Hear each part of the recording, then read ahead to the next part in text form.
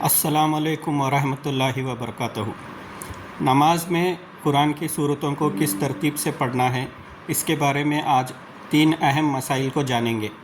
अक्सर लोगों को पहला मसाइल तो पता रहेगा, लेकिन हो सकता है कुछ लोगों को दूसरा और तीसरा मसाइल के बारे में मालूम नहीं, तो इसलिए वीडियो को आखिर तक ज़रूर देखिए।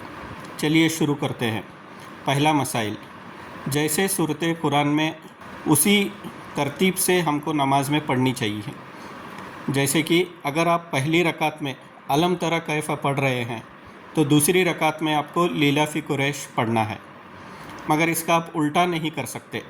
जैसे कि पहली रकात में लीलाफ़ी कुरैश पढ़ के दूसरी रकात में अलम तरा कैफ़ा नहीं पढ़ना है, तो इससे कुरान की तरतीब यानी सीक्वेंस उल्टा हो जाएगा और ये मकरूह हो जाएगा।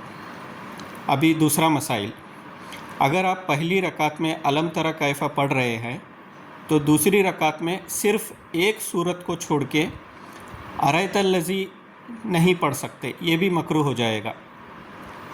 आपको अगर सूरत छोड़नी है तो 2 सूरतें या तो 2 से ज़्यादा सूरतों को छोड़कर पढ़ सकते हैं। जैसे कि पहली रकात में अलम तरा कैफ़ा पढ़ लिए तो दूसरी रकात में लीलाफ़ी कुरैश और अरैतल लज़ी 2 सूरतों को छोड़ के इन्ना अतैना कुल या अय्युहल काफ़िरून कुछ भी पढ़ सकते हैं। यानी 2 या 2 से ज़्यादा कोई भी सूरतों को छोड़ के अगली सूरत आप पढ़ सकते हैं।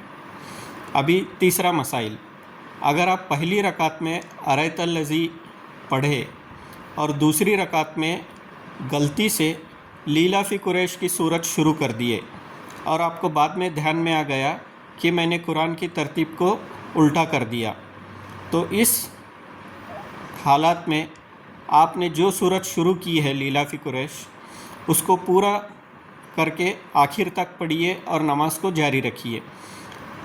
अगर एक सूरत को आप शुरू करते हैं और उसको बीच में रुका के अगली सूरत लेते हैं तो ये भी मकरूह हो जाएगा। तो इस वजह से जो सूरत लिए हैं भले ही वो तरतीब से गलत है, उसको पूरी तरह से पढ़ के नमाज को जारी रखिए। अगर आपको इस इन्फॉर्मेशन को आगे दोस्तों को सवाब जारिया की तरह से फॉरवर्ड करना है तो ज़रूर फॉरवर्ड कीजिए। अस्सलाम वालेकुम वरहमतुल्लाहि वबरकातुहू।